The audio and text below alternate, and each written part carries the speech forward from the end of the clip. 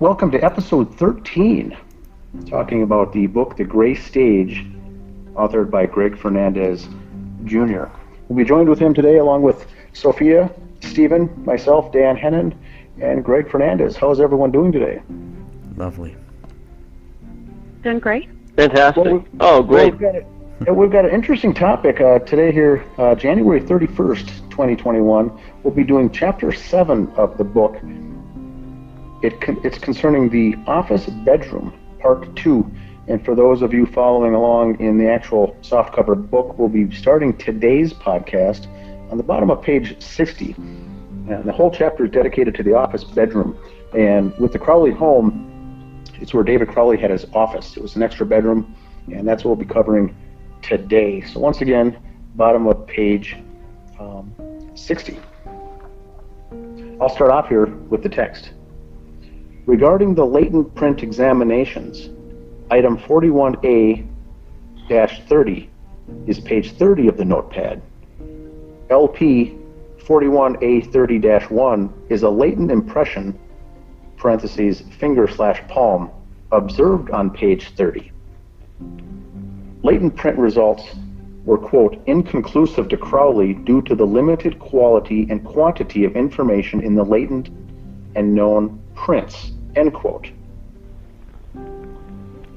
Similarly, item 41A/31 is page 31 of 59.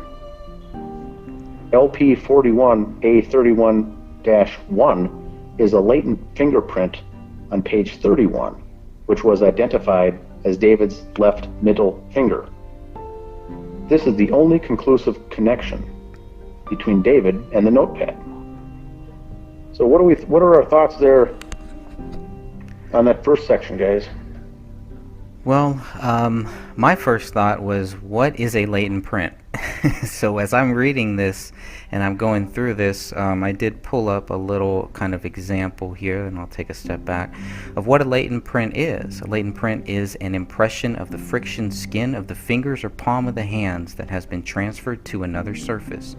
The permanent and unique arrangement of the features of the skin allows for the identification of an individual to a latent print.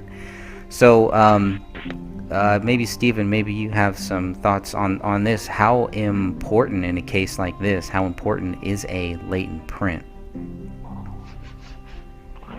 Well, it's very important, especially when there's blood found in a crime scene and it's not splattered or spotted, but evidently been wiped or transferred to another object or a wall or material. And it depends on the texture and such like that, but it's often sometimes the most important, crucial piece of evidence. Interesting. Mm-hmm. And so it was kind of one of my issues was obviously what they do test, what they don't test, but they have these two latent prints.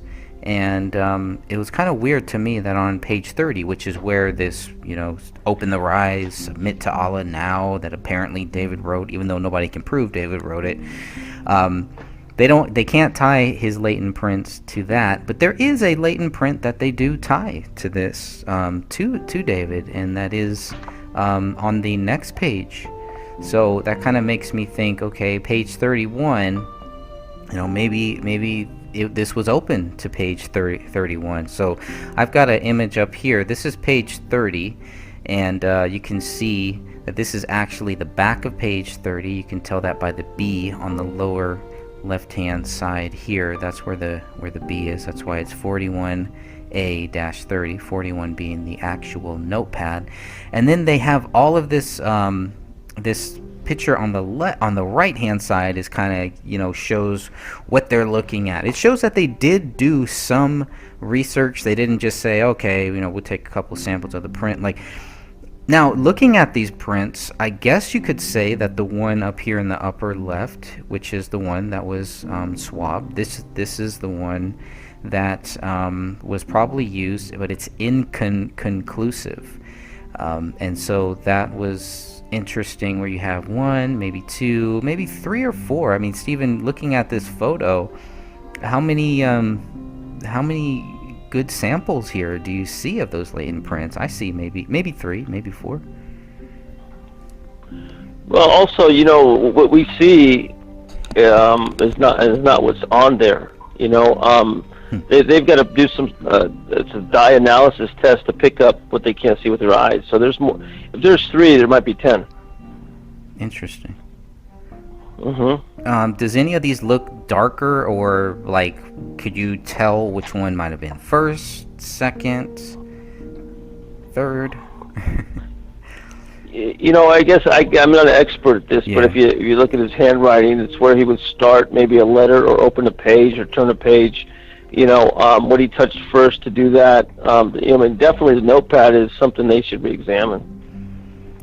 Yeah, it's kind of weird. It's just like on the left hand too. So all of this that we're seeing here, whether this is all from the left hand, all 1, 2, 3, 4 of these fingerprint surface images, it's all on the left side. No indication of the right hand side as far as I can see. It looks like there's no blood on his right hand, even though there's supposed to be blood on that pin. So depending on where the blood would be on the person's right hand, would be curious to me. Basically what I'm trying to figure out is, how do we know that this was written after there was blood involved on these pages? Is there any way to tell whether these 2 sentences were written before, after? To me, I think, I just always kind of think, well, I think these were written first, and then there was blood involved, which doesn't make any sense, obviously, but that's par for the course on this case. Yeah, we discussed it a couple of interviews back. It's a very sloppy crime scene. Mm-hmm. It is. But looking at the image on the right, at least we see that they've tried, right? They've seen, they took some notes on this page. On the actual document, it looks like, I don't know if they actually wrote these notes on this document, or if they wrote, if they did like a photocopy and then wrote their notes. Okay, open, it's up, down. I can't really tell on that. I would assume that they're different, because if you look at where the 41A30 is on the left-hand side, and then you compare that to where the 41A30 is on the right-hand side, they're obviously in 2 separate places. This 41A30 on the left-hand side was written on the actual note page. Once the note pages were all taken out of the notepad, this was actually written on that. I don't know if that was a good idea or not, but again, I'm not a police officer.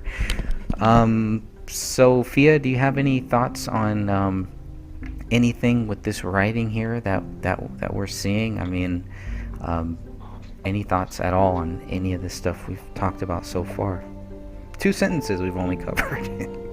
2 paragraphs. Well, my question is, was he flipping with his left hand with the blood?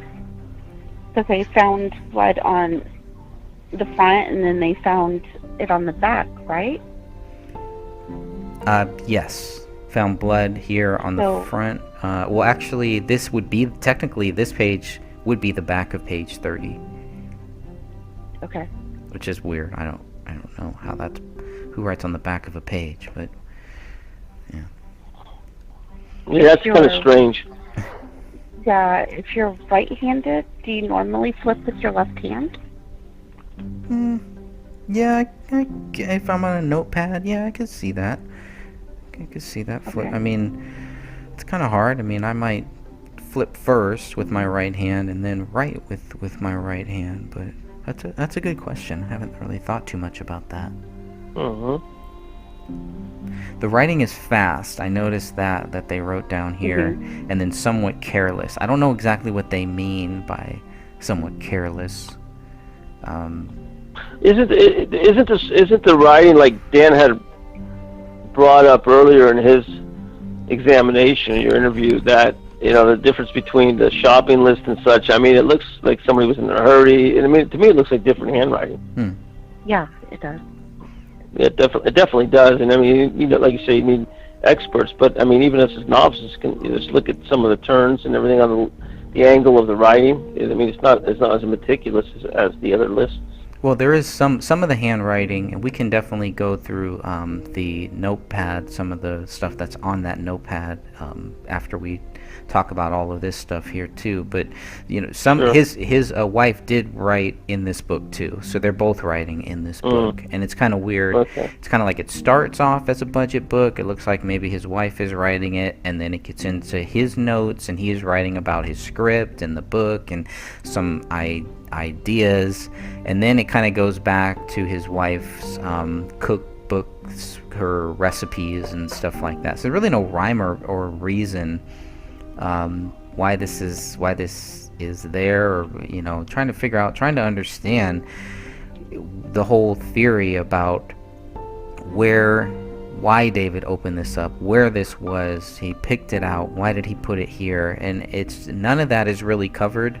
The police don't really go there. It just seems like it's David's. They're very cautious to connect any of this to David, really, if you really look at it. But I think once they find David's left middle finger, his latent print, obviously that's the best. That's all that they would need, according to their theory. And this is page 31. This is also the back of page 31 here, and this is the one that has David's left middle finger on it. This is 41A-31, and this is found in the office bedroom. It is a latent fingerprint. It belongs to David. It's his left middle finger. It ties David to blood, not to his blood, but to blood. There's blood on his hand, and it ties David to the notepad. Now, this is their best case. If I was, a cop, if I was a lawyer for the police, I'd say this is it. But this is your slam dunk case here. With his left hand, I don't know. It's just weird. This is their case right here. if I don't see anything else. There's absolutely nothing else. So, but looking at the stuff that's on this page here too, because let's talk about this a little bit. Because the latent print, they were able to conclusively tie this latent print to David, whereas on page 30 they weren't able to tie any of these latent prints to David. Does that suggest that David was here, that he opened this page before he opened page 30? If that makes sense. Yeah, possibly. I mean, wherever there's more blood, wherever there's more of a latent print, I would assume that would mean, I would put that one first, right? I think, okay, if why would there be a latent print here on page 31, but then it's inconclusive on page 30? He had to have been here first, is my thinking. And it's just very interesting about just everything that's on this page here, what he was doing, what he was looking at. This also looks fast. This looks a lot faster than anything that we see here. This looks slower to me. If I were to compare the writing on page 30 to page 31, page 31 looks like he's thinking. He's like, okay, I got all these notes, blah, blah, blah. This is what I'm going to cover. My view on what we're seeing here on page 31 is that this is all stuff that was meant to go into the rise. So maybe there is a connection. And I don't know. I don't know if this is his handwriting. I can't say conclusively that it is or that it's not. I don't have any expertise in that field.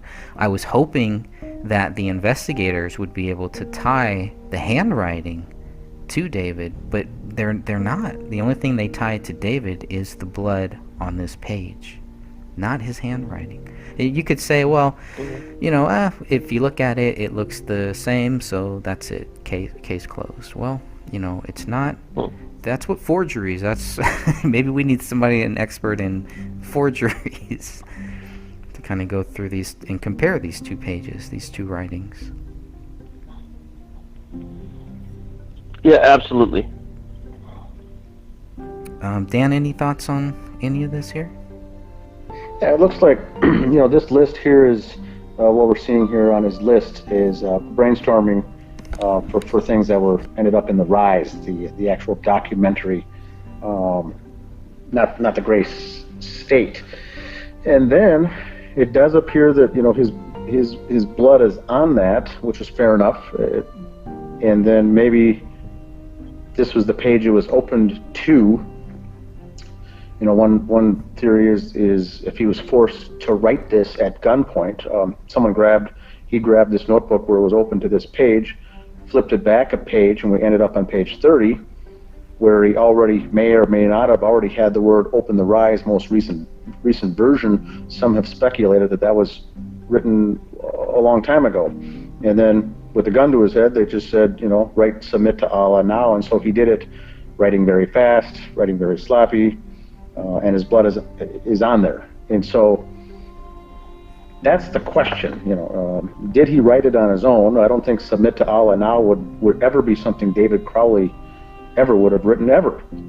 And so the question is, why is it written, and was he forced to write it? And all we have from the rest of the case is this anti-Muslim things going on in the home, the Quran, Allah Akbar, and this.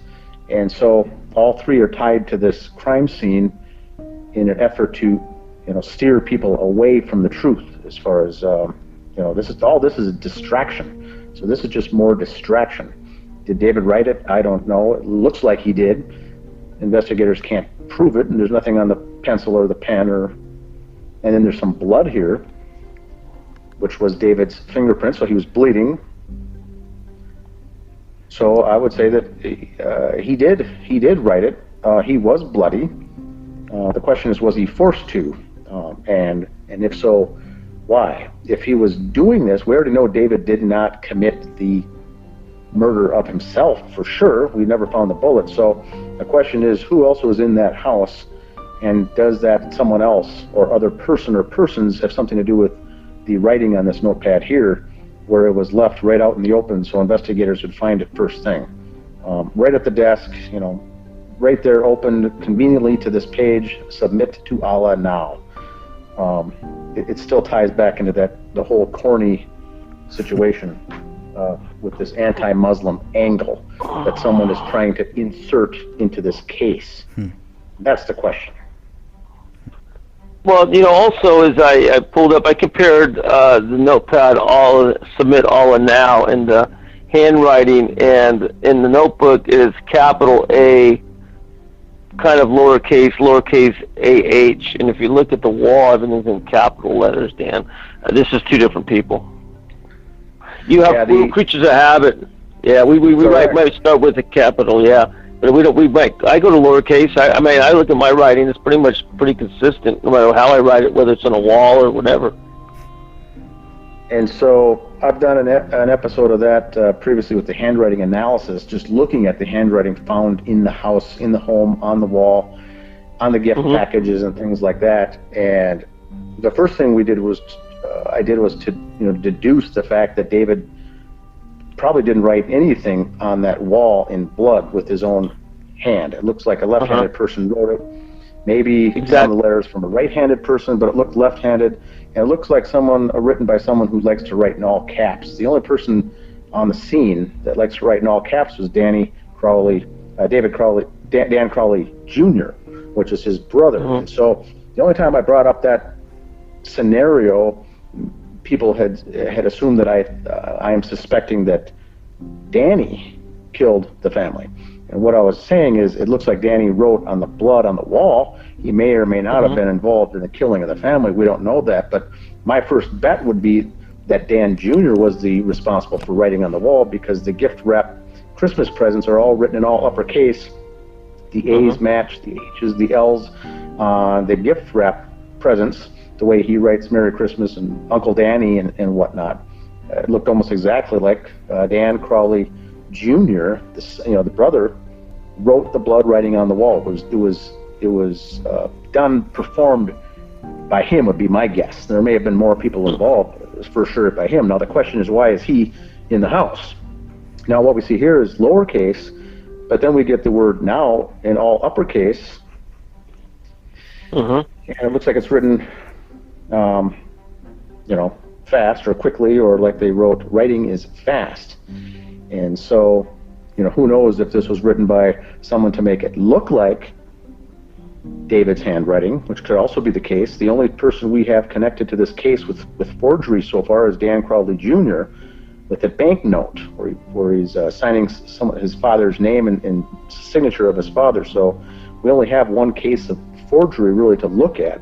And so if this is a forgery to make it look like David wrote it, our first suspect would be Dan Crowley Jr. once again. So I don't know if David wrote it or if it was made to look like it was David's writing, but it's odd to say the least. And in both of these scenarios, I've come to the conclusion that Dan Crowley Jr. was involved in both of these. And the only other thing that's Muslim related is that Quran. And so, if he was responsible for this whole distraction side of things, and other people committed the murder or the crimes themselves, it still places him there at the scene. And so that's the much more disturbing thing we've got to deal with. But yes, it does look like someone either wrote it to make it look like someone else wrote it, someone tried to forge it, or someone wrote it fast, someone wrote it quickly, maybe two different people wrote it.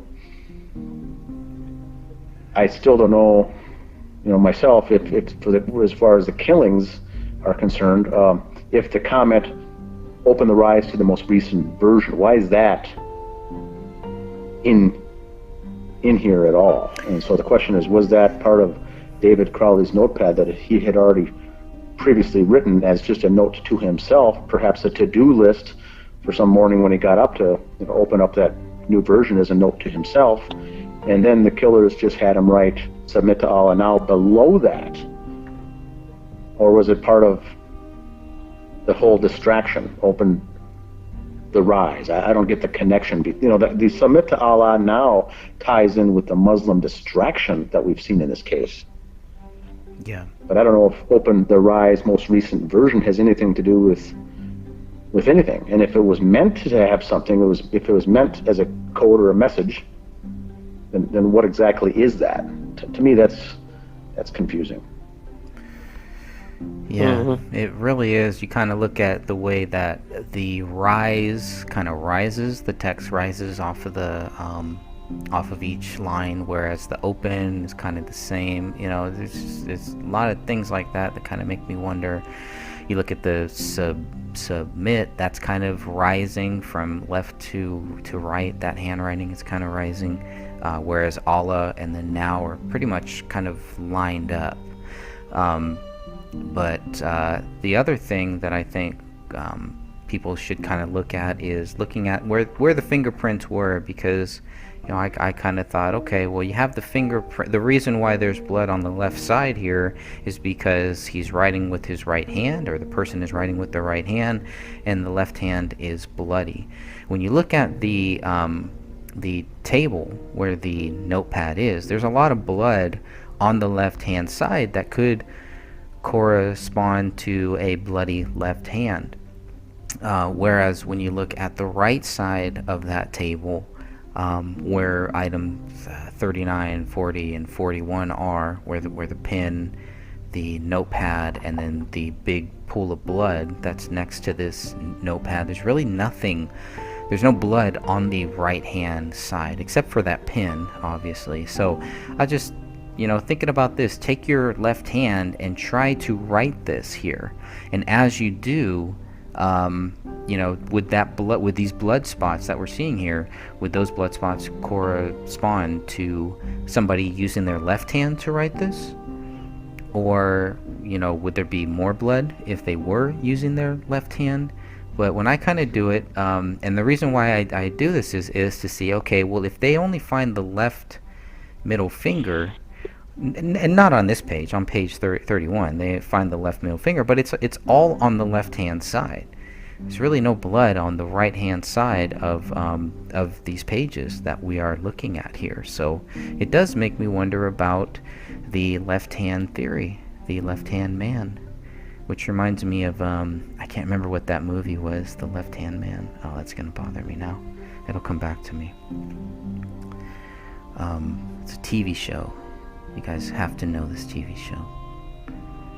Left-Hand Man. Well, it's my impression that with David flipping through with his left hand, and especially with the now part, it just seems like it was written with his left hand. Now, I mean, I can't prove it, but everything about that just seems off. And I don't know, just the whole case. The whole thing is off. I was thinking of a TV series called The Fugitive. There was a movie made on that too, where it's like this guy is basically he's framed for a crime, and he knows that it's a left-handed man who actually did it. Pretty interesting. Way off topic, but just kind of looking at some of those things to understand. And it's like another thing is, like how Dan was saying, it's they made sure to open the Rise, the most recent version, right? That's the one that we want people to focus on. And what is the most recent version? If we look at it, it hadn't been finished yet. So is the most recent version the one that was leaked right after David Crowley died, which is a rough cut version? Or do they want us to look at the most recent version, which is the one that came out after his death, that was made by people who think that David Crowley is guilty? It's pretty interesting, especially when we know for a fact that they were trying to make money off of the most recent version after David died. So while they're accusing David of this crime, they are also trying to make money off of this project that is created by someone that they believe is a child killer. Just like Sophia said, it doesn't make sense. Go ahead. Yeah, I see what you're saying, Greg. It's almost like a promotional piece kind of thrown in here as an Easter egg to drive attention to the investigators to this, and also those following the case to drive traffic to that new documentary. Right. It's like a little product placement here in the crime scene. That could be, who knows?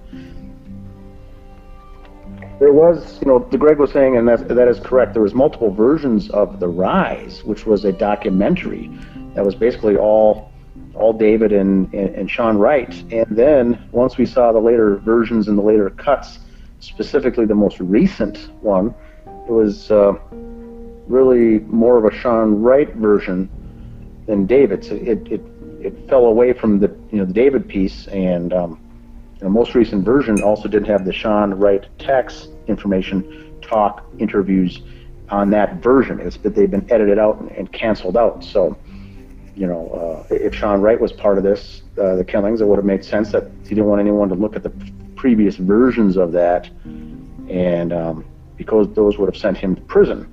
And so the most recent one does not have him going to prison. So who knows? But it's odd that it's in there. But yes, they were going to sell that and sell that in stores as a DVD documentary, a 90-minute documentary that people could buy online or buy in the stores, and they would have made some money on it. I think Sean Wright and Danny August Mason were waiting for these months to go by and these years to finally cash in and get paid for some of the work and the hours that they put into this project.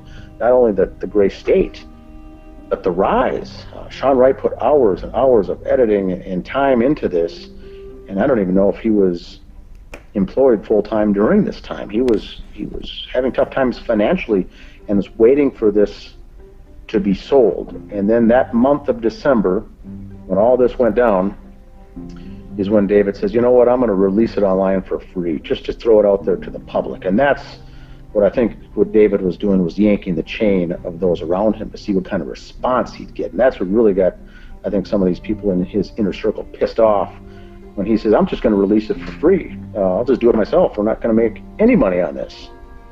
And by this time, I think David had already understood that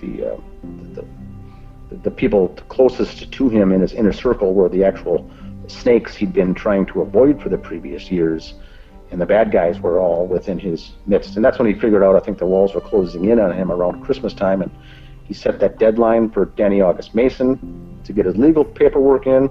He set the deadline to release The Rise on December 31st, I think. Right before the new year, he was going to release it, publish it just for free. And then I think that's when the whole Gray State team had to put some plan of action into action to end end the life of David Crowley. Too many things were not going in their direction. Yeah, and why would Sean think that he was going to go to jail for that? I mean,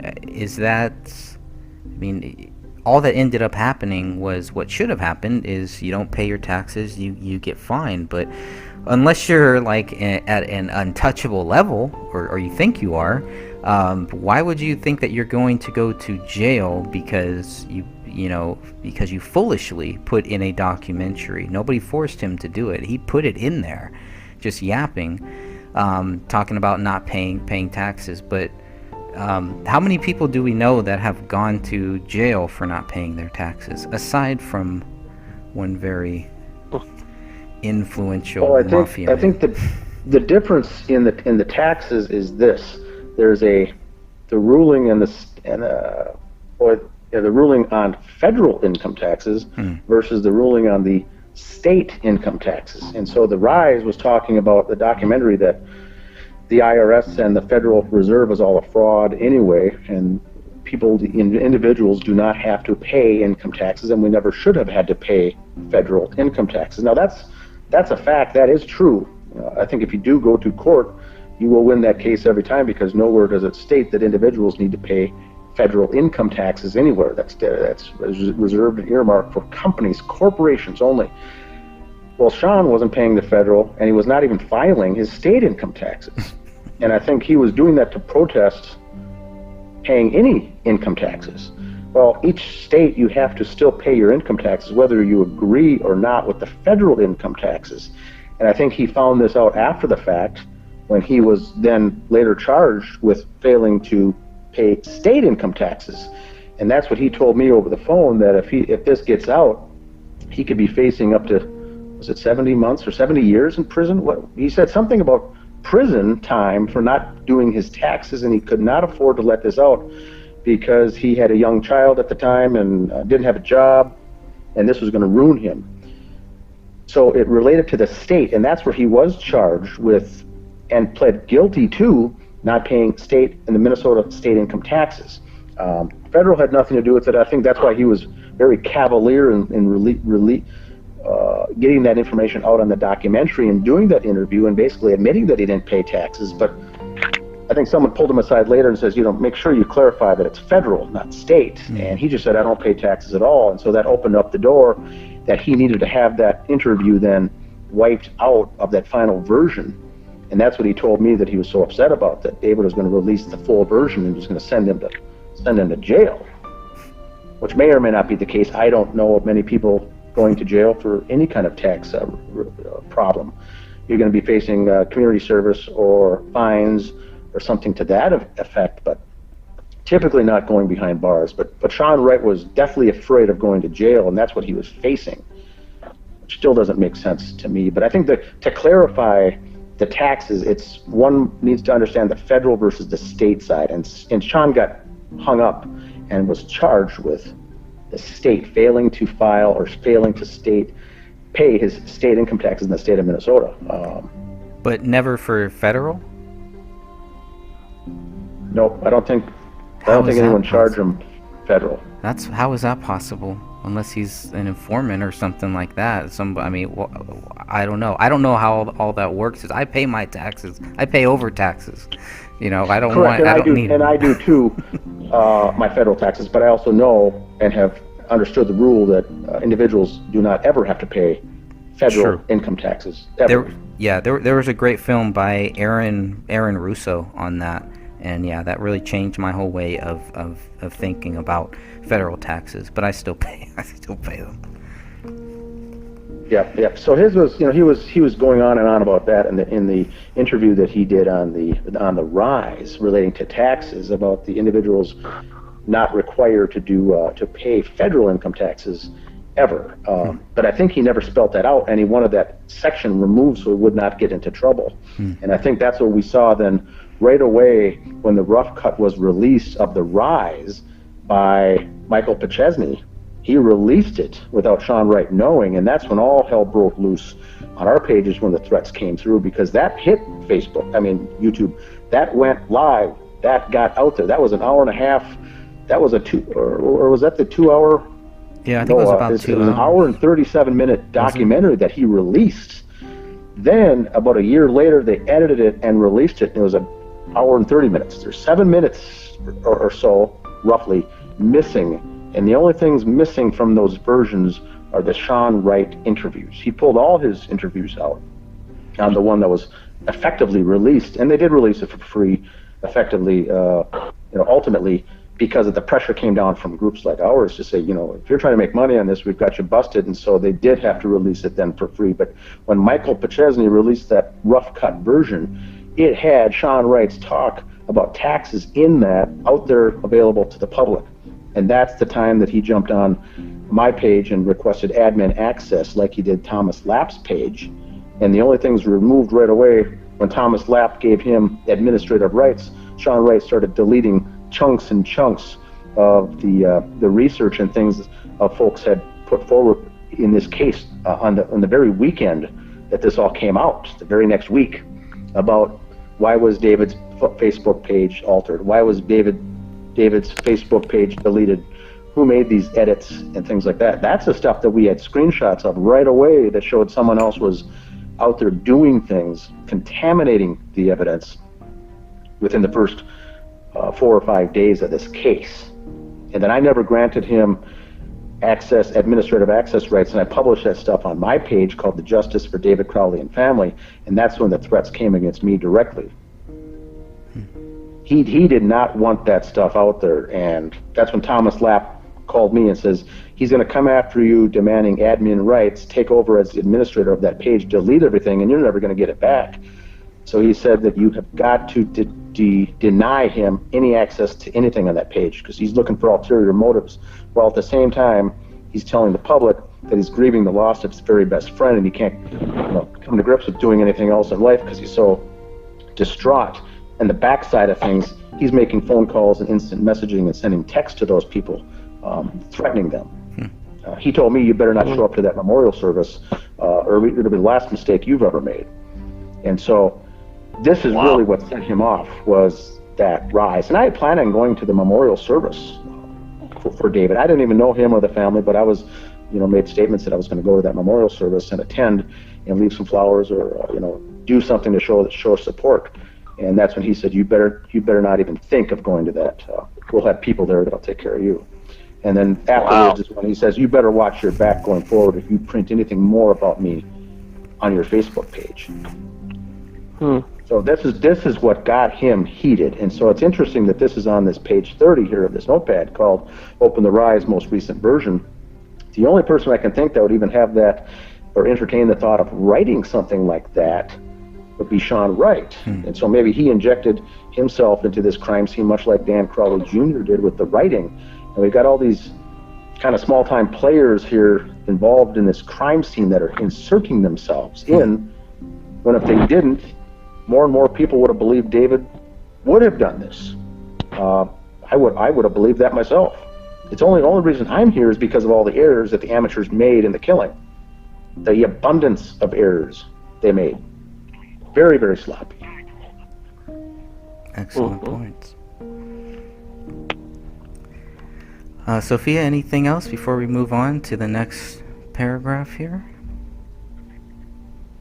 I'm just glad that Dan never gave control. Me too. Or any partial control. I'm glad Thomas Lapp let Dan know, right? Yeah, because that's totally not suspicious. No, it's fine. It's all good. It was the days later that we had all these rogue and troll accounts coming in and becoming members. And right after I'd request their membership to join the group, they'd say, "Hey, can I have rights to help moderate the page if you ever need help? I know it's so busy. You must need some help moderating. Can I be an editor? No. Can I be an administrator, person like that?" And it's like, "Oh, no, thanks. No, I'm good." But then that's when that Sam Wagner character came out and says, why have you not given Sean Wright admin rights to this page? He's a lifelong member of this gray state, sorry, the pun there, the gray state, and he's put his heart and soul into this project. He's the key member that you should be doing your interviews with because he knows everything. And I said, he's the last person I'm giving rights to this. I'd rather give him the time to let him mourn the loss of his best friend, which I think he needs time to be doing. That set him off. Yeah. These were some angry group of hyenas, Stephen. In the very first week after this event went down and I created this page, it was 48 to 72 hours later and people came out of the woodwork. And I had a big old target on my back because it did not like what I was doing, where I was exploring, the questions that I was asking, and who I was pointing fingers to. And I was just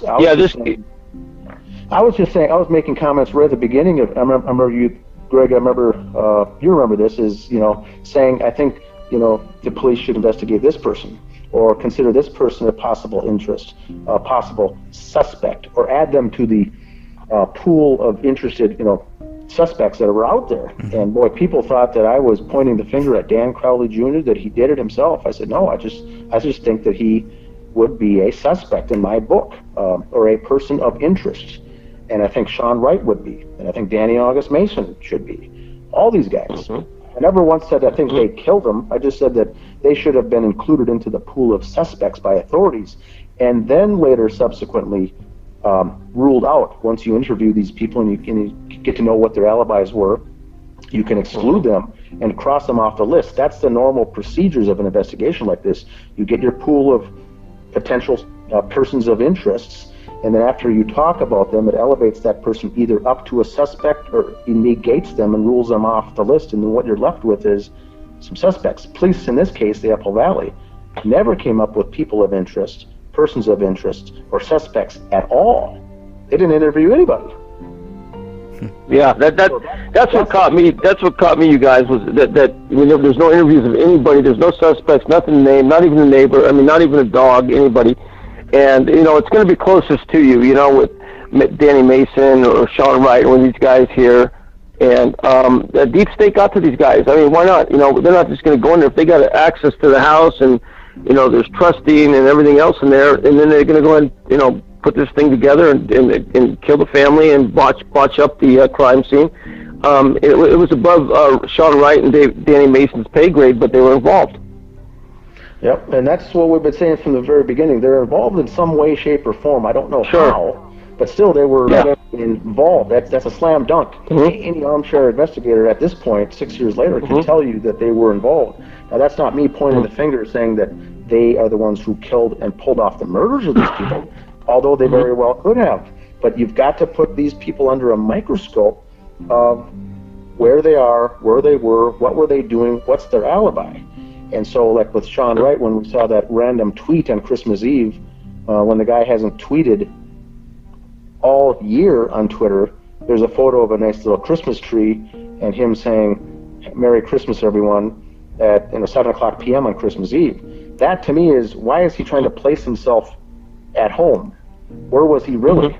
Why did that tweet needed to take place? Why did he need to post and publish a photo image of a Christmas tree on Christmas Eve, when many have suspected that this family of the Crowleys in Apple Valley were killed on Christmas Eve?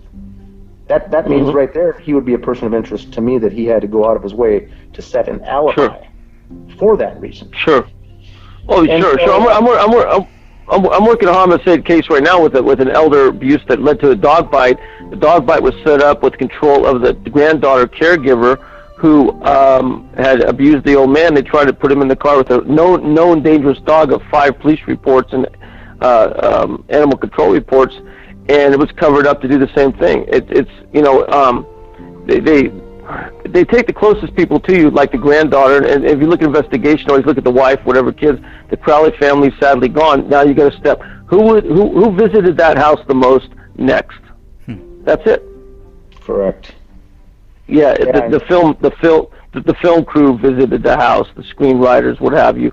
Everybody attached to pet project, his pipe dream, what have you, he wanted, and they were all involved. Those are the people visiting the house. It's just like business partners. Correct. And then you got to take the statements of those very same people to police. And I don't know if you've read this, Stephen, but when they interviewed Danny August Mason, he said that he had no connection or business relationship to David on the film. He was just merely an actor. And so that was a lie right there. He was a co-founder of this entire project and one of the lead management people from the business situation of this entire project for these 4 years, leading up to this. Oh, yeah.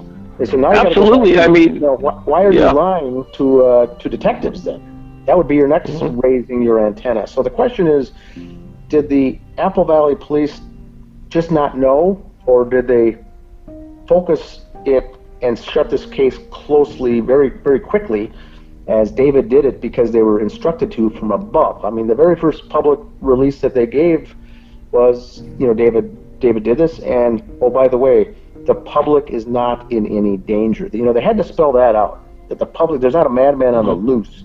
They had to spell that out right away, that the public was not in any danger. And we got this whole thing solved and tied off with a nice little bow, and everything is done. And then they went back and did a 1-year investigation and kind of came to the conclusion with evidence that supported that theory. But at the whole time, what have we been left with in the last 6 years in Apple Valley, Minnesota? We have had the killers on the loose. That's the whole point of your job in police, is to have protect and safety of the people. We've got killer or killers on the loose to this day, and now we're 6 years later. That's the point that we're trying to make here with this, the book and the justice page and everything else. Now, we know David didn't do it. The problem is the killers out there that did it are running around free. That's the biggest takeaway that most of our members on the justice page are frustrated with, is the fact that these lunatics, and I'll call them lunatics, are out there.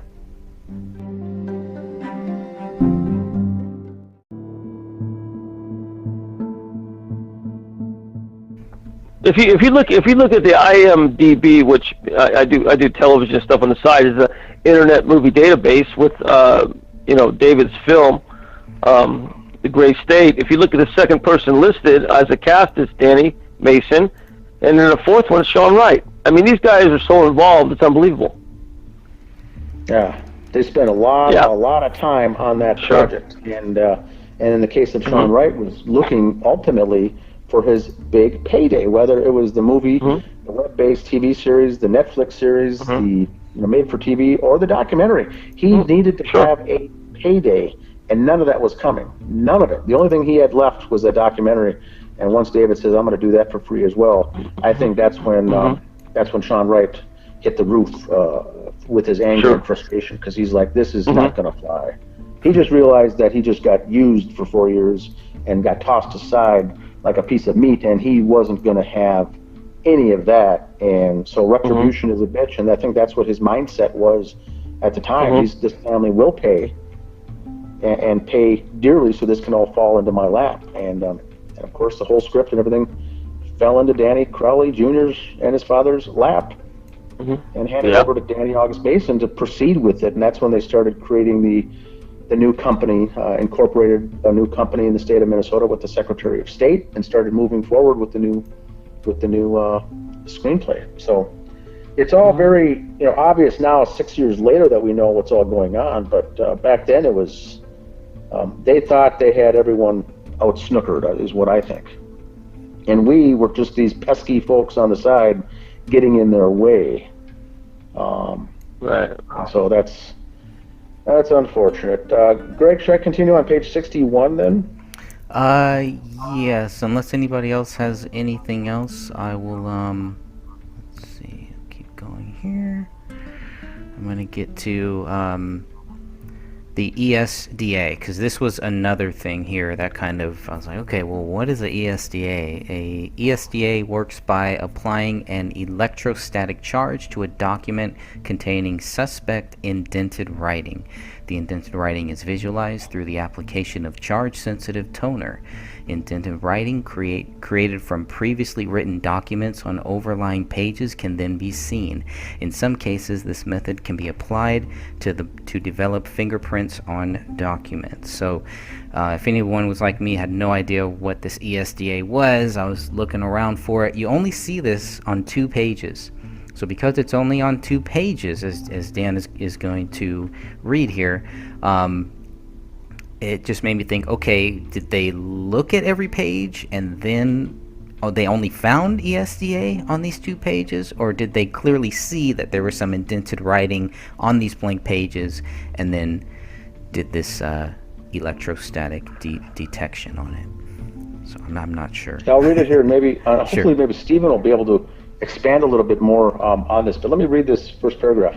It says, page 61, separately, quote, 2 ESDA, electrostatic detection apparatus, lifts taken of impressions found on the front side of page 20 of the spiral notepad, end quote, were examined and labeled as item 41A-20A.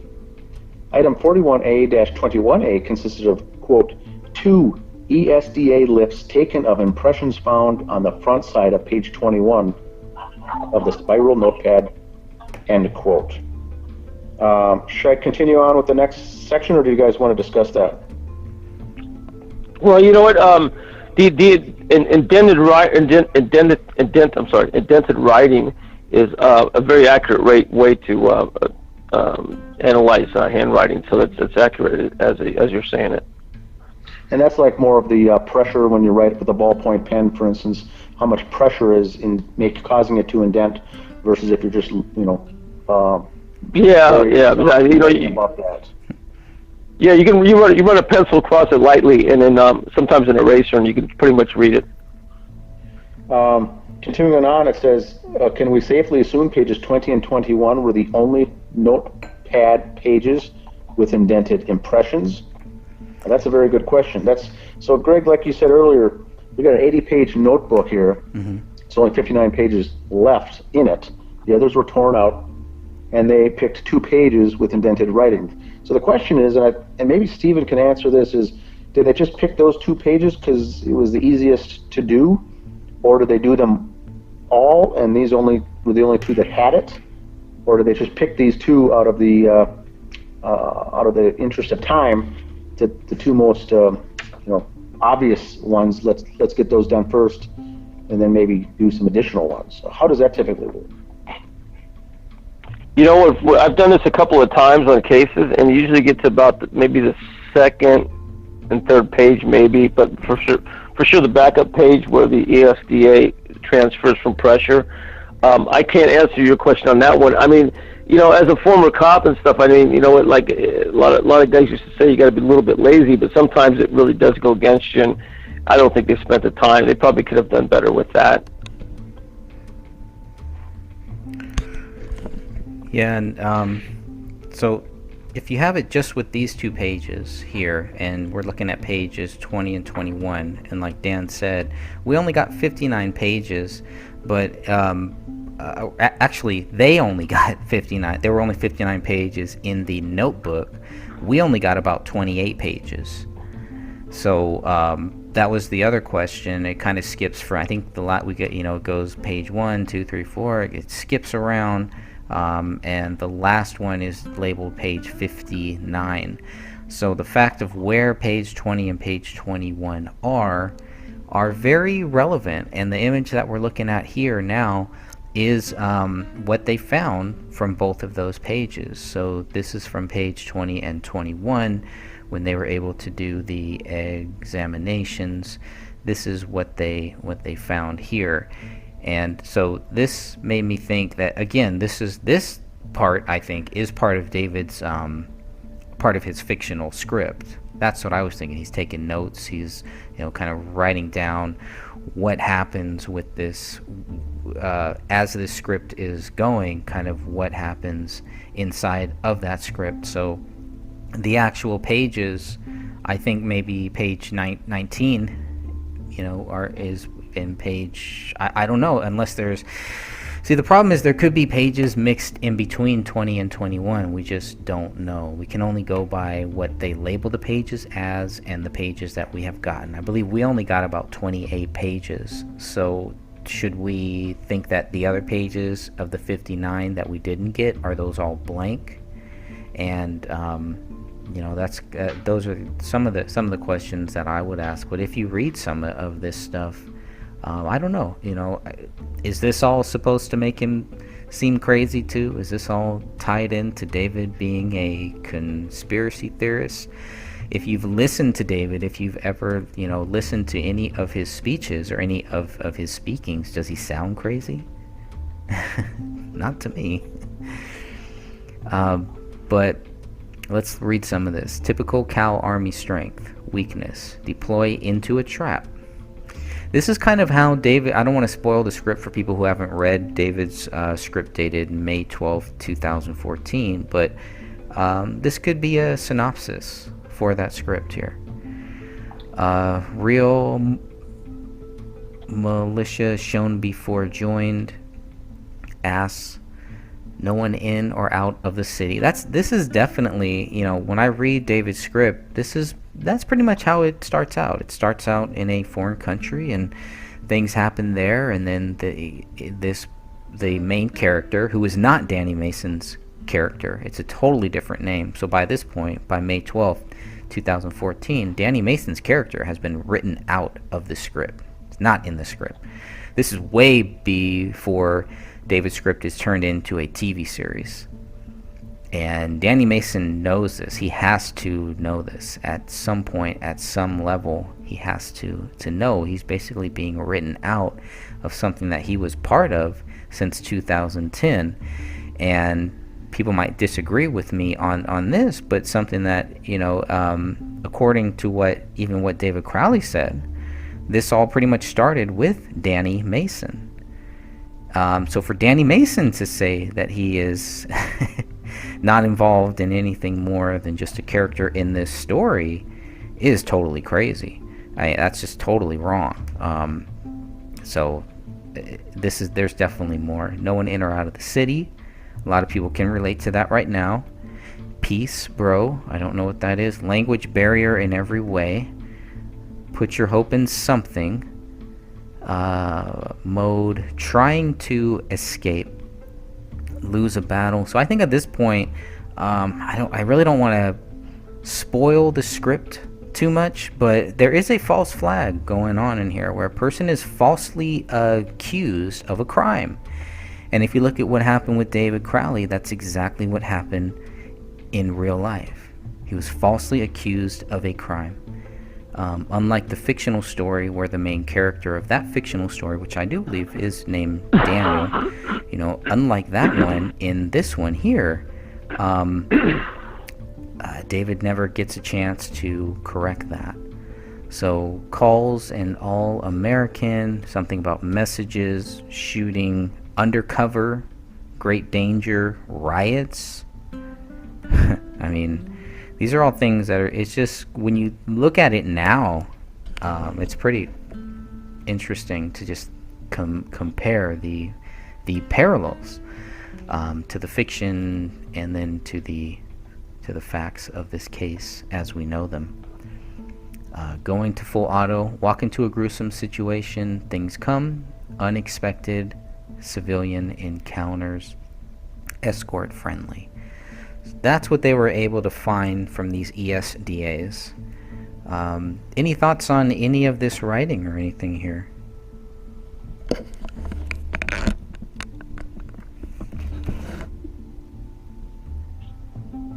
Is it possible that those pages actually weren't in the notebook by the time the police had it, and just the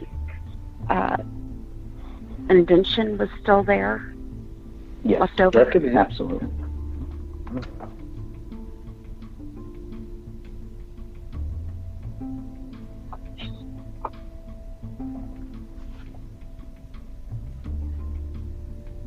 Is there anything here that makes anyone think that this might have been part of David's script, or part of something else, just casual notes, unrelated to anything?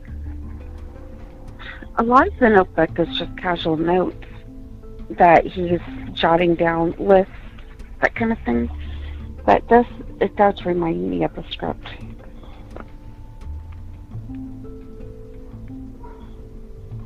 Which version, I don't know, but it reminds me of the script. Have you read the whole script? Yeah, I read both of them.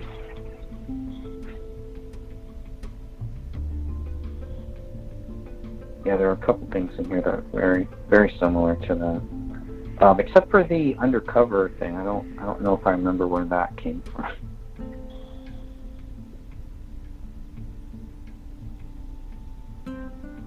From the undercover dangerous riot. Is that what it says? Yeah. Huh.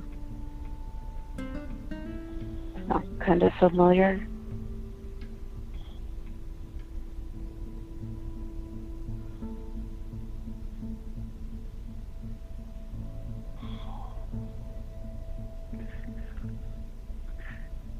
I think if there's anything else for this page, I think that's probably all for this one. Yeah, I agree with Sophia. Probably just script notes related. Let's see.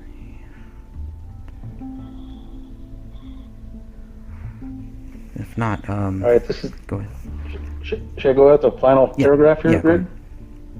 It says handwriting comparisons between what was written on the notepad and the writings on the refrigerator door and checkbook in the kitchen never happened. Period.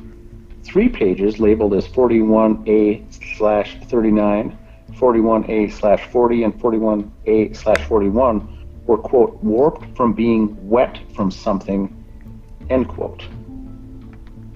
Yeah, and I've got those pulled up here. This is from the BCA 488. There are 2 big BCA documents. There's a 485, and then there's the 488. So on the 488 one, page 232, this kind of stuck out because it was kind of, I was wondering, okay, how do they get warped? It says just they're warped from being wet from something. If you go back to the crime scene photo where these items are, you can kind of see there's a paper towel there, right? There's a roll of paper towels there. A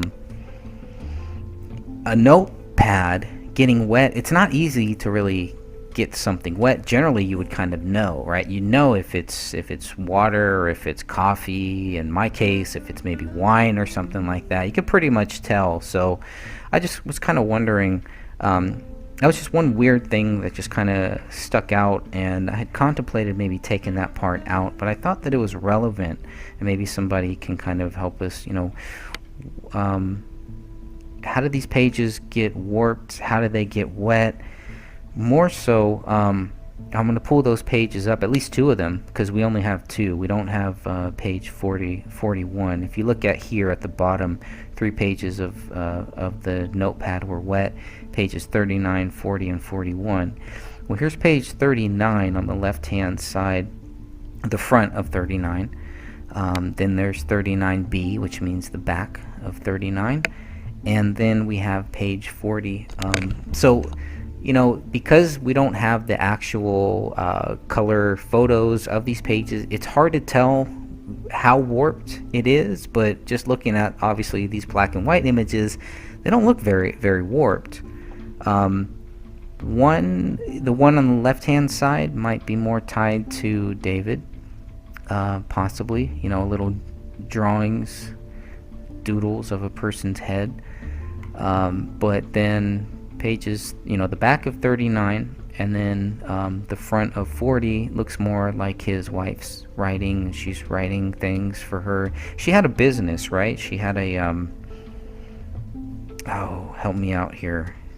I want to say a baking business, but she had like a cupcake business kind of a thing. Yeah, something like that. Which was really good. I've seen some of the cakes and some of the baking things that she did, and it was really good. And you can see some of the recipes here. So and again, these are pages after what David wrote.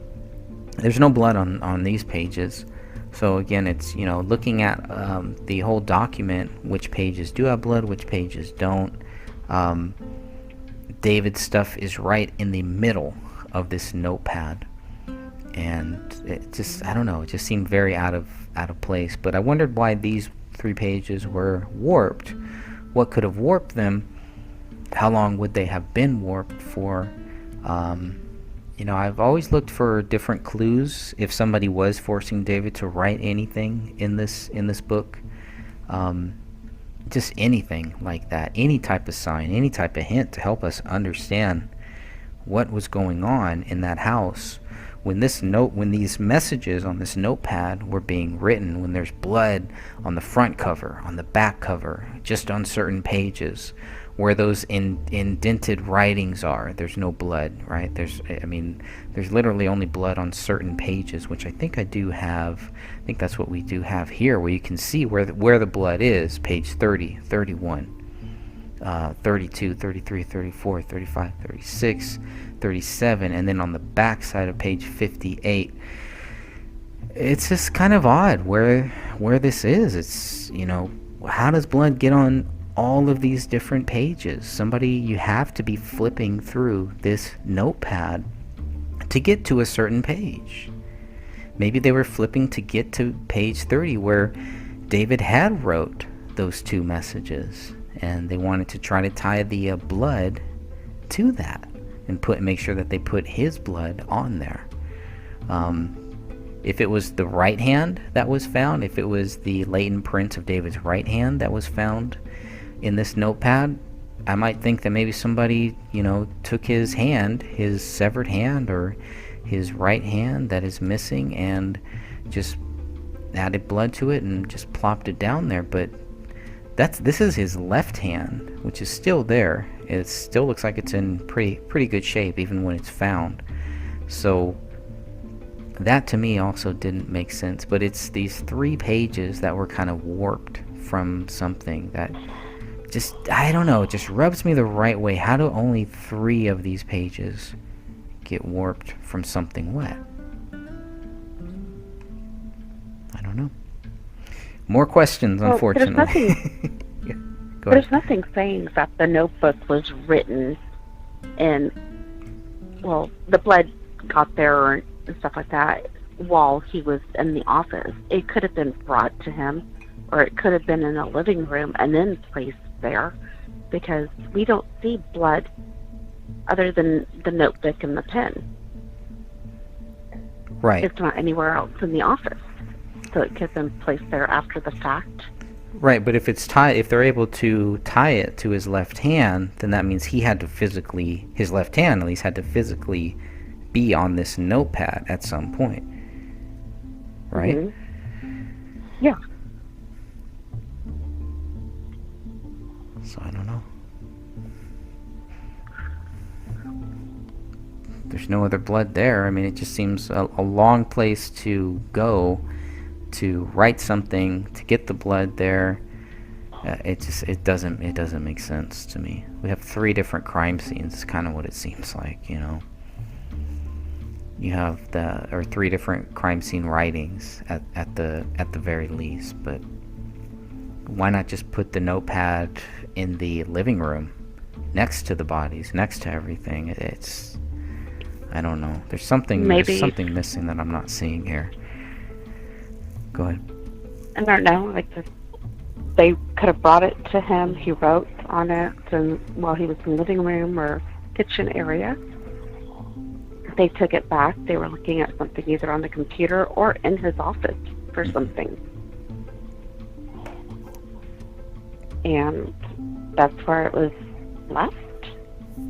I mean, there's so many inconsistencies with this case anyway. You know, and the big roll of paper towels that is right there too. You know, anything could have been wiped up. There could have been more blood in that office room that was wiped up. I don't know. It's just weird. Well, it's not in the trash. It's not in the inside trash. It's not outside because somebody took the trash down to the curb to be emptied. So I guess, unfortunately, we won't know the answer to that. No.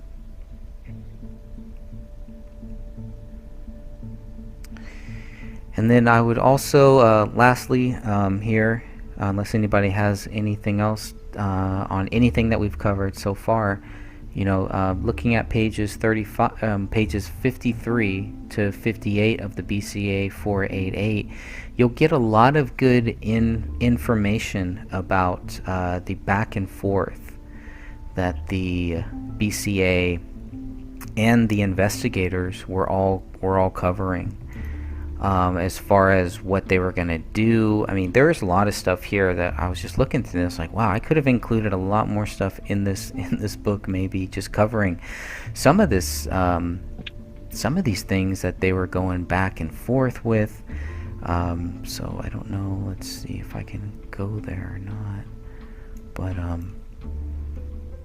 yeah, if you just look at some of these pages here of what they were doing, you can get a clear understanding of the date. I mean, every time that we talk about how quickly people were saying that David Crowley was guilty, like, they hadn't gotten anything back yet. They didn't have DNA, they didn't have the latent prints, they didn't have the firearms, yet they were all telling us that they had it all.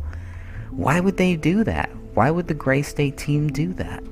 If they really cared about David Crowley, if they really cared about truth, if they were really fighting a quote-unquote gray state, their actions do not show that. Their actions show something totally different, something scripted that we see with a lot of other cases. That is not a good thing, is not a positive thing, is not a very helpful thing. It's all just to get people to stay silent, to misdirect people, or just to make people think, hey, just like how we were talking about earlier, you know, why don't you have Sean Wright? Why isn't Sean Wright here? He's a credible source. Didn't take very long to figure out that's not true. And I think a lot of people see that, but just if you go through pages 53 through 58, you get a clear understanding of this back and forth, of what they were looking at, what they wanted, what they didn't want. We have a couple people in the chat room. I want to say hi to everybody that's in the live chat room too. One of the people, Johanna, I believe, was saying that Dan Crowley Jr. is left-handed. I don't know if we've ever talked about that or not, but that's probably in regards. Yes, he is. I've done an episode on that. This is Dan. Did you? Dan Crowley Jr. is left-handed. Yes, correct. And then George Cleese is also in the chat. Thoughts on the We Are Change organization that Sean Wright was part of? I've heard suspicions that it was some kind of a spook disinfo group. Played a role in getting former 911 filmmaker Jonathan Eilenhoff to bust a Colorado sheriff, Pat Sullivan, in conjunction with federal agents. That's interesting. In Colorado, that would not surprise me. I've heard similar things about We Are Change just being a place where they can gather intel on real people, on people that actually care about this country, that care about where this country is going, that care about cases like this one, that care about our soldiers. That we have a clear case right here, a slam dunk case of a soldier who is being accused of one of the highest crimes here, killing his family, killing his daughter, and killing himself. And it's this. So the whole we are change thing. One of the reasons why I left We Are Change was because that's how I started feeling. It was just a big gatekeeper thing. I met a lot of great people there, but there were a lot of people trying to run We Are Change, trying to control where We Are Change went, and I really feel like they were trying to lead us down a rabbit hole, a bad rabbit hole. They wanted to lead us directly into something that would get us in trouble with law enforcement, similar to what we've seen recently here in the USA. Oh, and say a shout out to George Cleese. He runs and operates CavDef. What's that now? CavDef. It's let me look up what's the acronym mean exactly. 'Cause I always go by CavDef.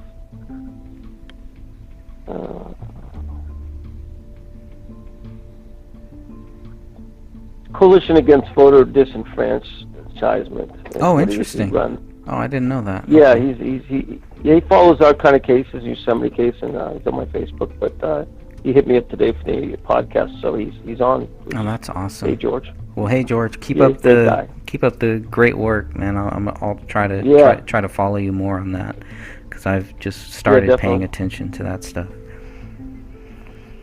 Yeah, Coalition Against Voter Disenfranchisement and Election Fraud. Started out on the election integrity, but now documents many other conspiracies. Interesting. Okay, well, welcome. No, he's one of our guys. Yeah, he definitely is a good friend. That's great. And that's what's so great. There's so many great people out there that are looking at this case, that are and it's just all about making sure that they have access to these documents, they have access to anything that might help them to research and to come to their own conclusion. We're not here to try to tell you what you should think about this case. I think it's pretty clear. And what I find is, even recently, I'm not going to name names, but even recently I've come across people that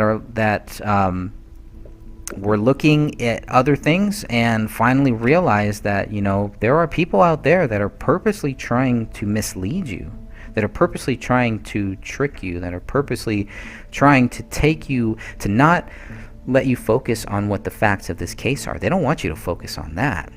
Because if they did, you'd be right here with us, and they don't want that. We've seen that from the very start.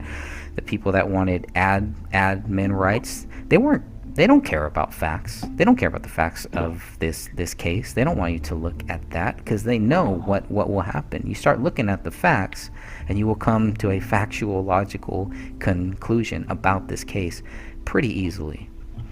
Honeypot trap for truthers is what Johanna says. Yeah, interesting. That's what We Are Change was. I felt like a lot of the groups in 2012, that's what they were.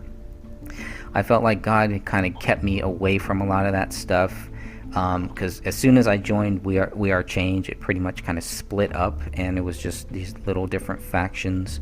And you still had some people who would show up talking about bombing government, talking about doing violence. And, we never want to do that. I don't want to be a part of any violent group. I'm not for violence. I am a Christian. I'm with Jesus Christ. That's where I go. That's where I start. That's where I end. So when somebody comes into one of our groups, starts talking about committing violence, it raises a lot of red flags. And that's what happened with the whole We Are Change thing, is we started seeing a lot of that. And then all of a sudden, it's just gone. That's the undercover Fed boys trying to entrap people. Yeah. Yep. Thankfully, it didn't work as far as I know. As far as I know, but even at the Bohemian Grove in 2012, there were people there who wanted to storm the gates, and they wanted to. Of course, they weren't going to do it themselves. They were trying to incite other people to. But it's that's not going to help. That's not going to do anything. That's just, it's not going to help your cause, as far as I see it. Anyways, way off topic there, but the honeypot theory is pretty interesting. So any other thoughts on this guys, that's pretty much, I mean, we're at the end here of page 62 of the office bedroom. I think we've completed our mission here as far as this month with this show, and I just hope people will know that you have access to all of these documents, everything that we're talking about, everything that's in this book. It's all documented. You'll be able to tell what is clear, what is fact, what we're just thinking might be fact, what we think might be our own theories, or what is possible, or just things that we should actually look at, things that we should take seriously here. So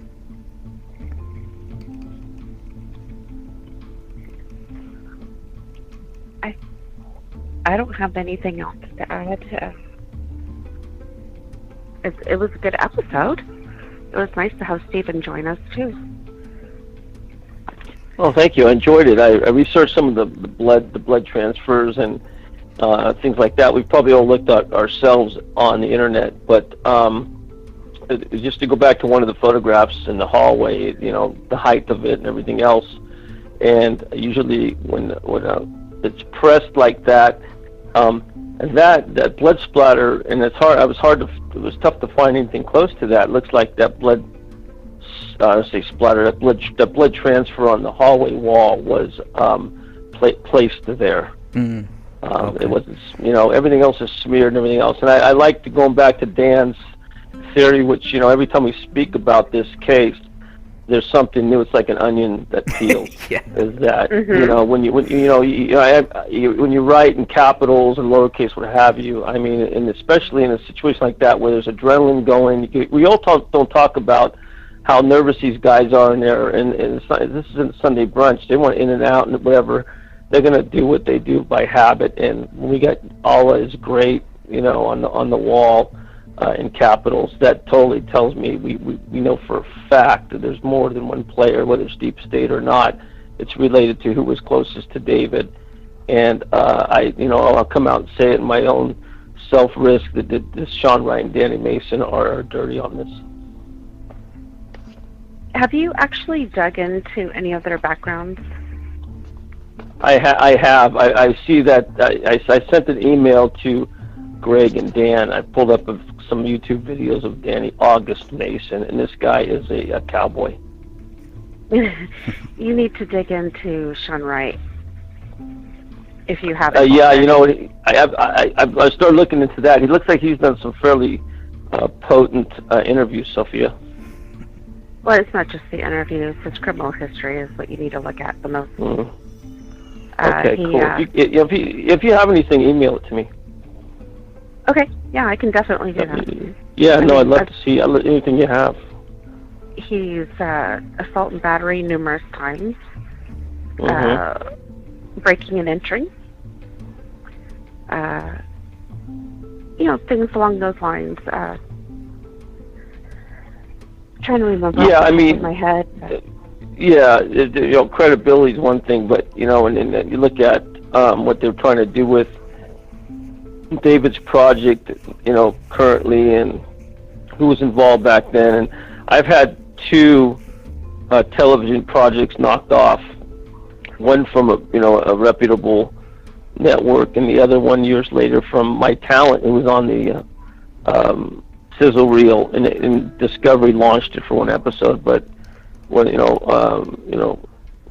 imitation is the greatest form of flattery is fine for the first time. Second time, write me a check. And this was David's project, and these guys they're just vultures, and they're shadowed this thing, and he's gone, and you don't see anything that's any kind of condolences. It's just like it was business as usual, and these guys took control. Well, like with Danny August Mason, he already had a new film company, created it in his head basically, and was talking about it, I believe, 72 hours after their bodies were found.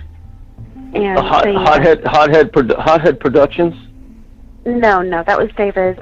It was Gray State Universe. Oh, okay. So he just took David's idea and just added a different word at the end. And Dan found that he even created a LLC or something like that in regards to got a business license and is trying to get the script. He was trying to do this, continue it after the death. And then you have Sean, who was doing the documentary after their death. I mean, like immediately. They didn't skip a beat. Excuse me. Yeah, Sophia, you're right. Because 4 months later, he had already had an attorney retained to go through the trademark process of getting it copyright and trademark of the Gray State name, logo, and the brand. And so that was sometime in May of 2015. But yeah, earlier on, he had already created the company and filled out the forms of an incorporation with the Secretary of State of Minnesota to create a company called Gray State Universe LLC. And this was still, I think, at the point where they thought that script landed in their hands, they could just simply move forward with it. But it was investigators within the Justice page on Facebook that said, you know, that is a, what is the term on that registration period? That was for how many years? That the written script was David's. He had a frame on his wall in his office that showed that he owned that registration through the year 2018 or 2019. And so then I think that's when he abandoned it, when he realized that he couldn't do anything with it until that expired from David's copyright. Was that something with the Screen Actors Guild? Yeah. Or yeah, there was the the Screen Actors Guild. It's it's Writers Guild of America East. We got West out here. It's East. Okay. You always do WGA first. It's actually copywritten as soon as you type your first letter on any kind of database type computer. So it's copywritten and everything else, and you don't give it up. And it's 75 years plus the person's death. That, like the Warren Report with Kennedy, 75 years after his death, that it becomes public record. 1923 copyright law, and it's pretty much cut and dried. So the IP on this thing, intellectual property, is probably totally being violated. Just nobody's calling them on it. Yeah. And then I think recently they just abandoned the whole project. So, but they didn't think all this through beforehand. I think is what the comedy side of it is, that they had moved along and created the company, started with the trademarking and copywriting and moving forward with it, but not actually knowing what they were doing. So it all came back. You know what? Anyway. Well, you know what? I say we look into it. Maybe we pick up the copyright for the right reason, or see if we can do something with it, and take the project forward. Why not? We're already in it. Well, I mean, why not get it? I mean, get it out of the hands of these scoundrels. Yeah. Well, the dad and Danny August Mason have claims against it already. Do they? You know what? You might go to maybe his father, or maybe some other family members that precede him going ahead and claiming that. It just seems like if they really wanted to move forward with the project, don't they understand they need to help us clear David's name first? Nobody's going to touch a project that, is tied with a alleged child killer and a soldier that committed suicide. I mean, it just seems like it's kind of like they want the project dead. They want it in their hands, so nobody gets it. Yeah. Well, here's what we do. We create a documentary around that documentary, and then we take what's in that documentary and we plug it in there, plagiarize or not, and let them sue us. But we do something in the respect of David and his family for his project, and we produce the whole thing in there with all these players and stuff, and you still that's just an idea, but let's go around it and then bring it in. Yeah, you pretty much would. It's an idea. Yeah, it's not a bad idea. It's a story about what happened with David. Yeah. Yeah, I mean, we between all of us, we'll talk off what we're doing now, but we definitely have the people out here and everything. We definitely do something like that. Greg, look what you did with Philip Marshall was fantastic with a cell camera. Yeah, there's a lot of things I wish I would have done better or done different or different. It was pretty good though. I mean, it's good. It can be, it could be, amateurish. It still tells a story. Maybe that's what we look at is, we just do our own gig. Why not? Yeah. Yeah. Sounds good. Thanks again for everything, guys. I got to jump off. Thanks again for, All right, Dan. for your comments, Stephen. And Dan, I'll talk to you later, man. all right, sounds good. See you, Sophia. See you, Greg. Thanks, Dan. Bye, Dan. All right, see ya. There goes Dan. Yep. He's an eligible guy. Yeah, very, very centered. Very Hey. centered guy. Yeah. Hey, so when we go off there, let's talk, okay? Yeah, for sure. Okay. For sure. Okay. Yeah, so I want to thank everybody in our chat room. Thank you all for joining me here on this channel. I really think as we keep going here, we're going to move a lot of our live feeds here to this channel. So try to make sure that you're subscribed to this channel, because I think we're going to move all of our David Crowley stuff here just in case something happens with my other channel. But next month we're going to talk about the master bedroom. Stephen, you're always welcome if you want to come back and join us. I'd like to get Stephanie back on too. Stephanie was a big part of some of our first shows. And I think just talking about the podcast, now that we've done 13 shows, this will be our 13th show here. I feel like, when I watch the first 5 or 6 shows, when I listen to them, I can see, and really when I started this podcast, when we started this, I had no idea what we were going to do, the structure, the format, and I think within the last maybe 4 or 5 shows, I think we found kind of our format. I really like just reading through this book, stopping, talking about different things. The master bedroom is literally 2 pages, so it could be a very short show, so that's why it's always great to have people in our chat room. To kind of, if you bring up anything, we would love to make sure that we include this into this podcast. The goal here is still the same, to get justice for this family. And I think that as long as we keep talking about it, we have achieved that goal. It's when we go dark, then we fail. It's when we go silent, then we fail. And silence doesn't always mean that you're just not talking about this. We have many people helping us behind the scenes. We have many people out there right now praying for us. Many people out there who are just kind of learning about this, trying to get caught up on it. And there is a lot to get caught up on. So I try not to get frustrated with people when they ask questions that I've heard 30,000 times. That's fine. Whether you like my answer or whether you don't, that's your choice. But if you ask me a direct question, I will do my best to let you know what I think. And I hope that everybody will too. We all have different views on different things, and I think when we come here, when we talk about this case, it's very important to listen to what other people say, even if we've heard it from other people in the past. There are many people joining the group still. We still get a lot of new people there. I would say especially in the last year, two years, and recently in this last month, to be honest, there's been a lot of people looking at the world, looking at our country right now, and saying this is what David was talking about.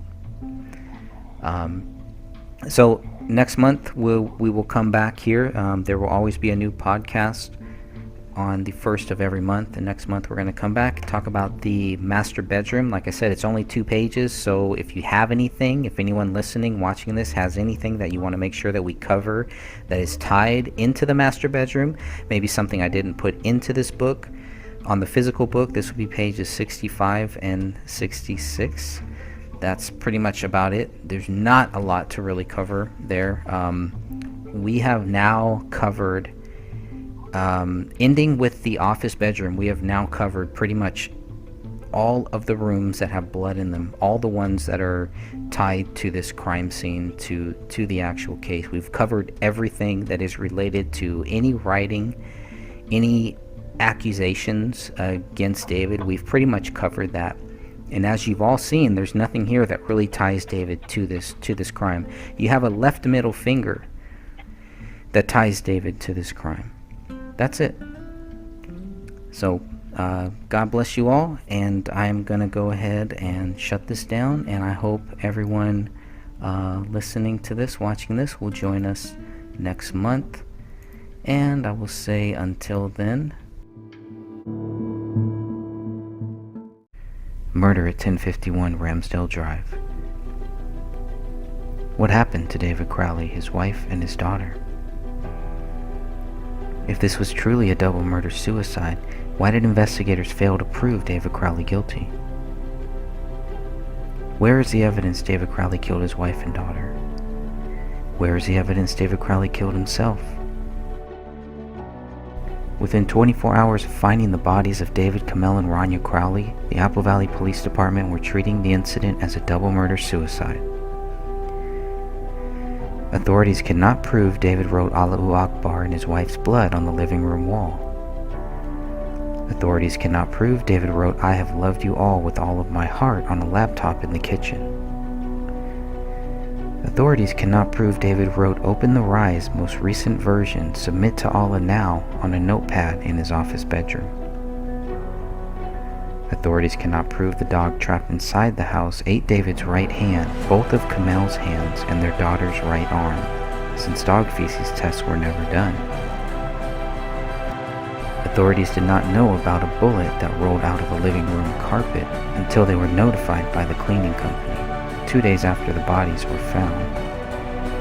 That bullet would later be tied to Rania Crowley. Authorities did not see the bullet hole in the living room ceiling or the bullet in the attic above until they questioned David's friend a month after the bodies were found. Authorities did not find a motive to support their accusations against David Crowley. Authorities did not find David's blood on any of the bullets at the crime scene. Authorities do not know when David Kamel and Rania Crowley died. What we know for sure is that David Crowley has not been proven guilty.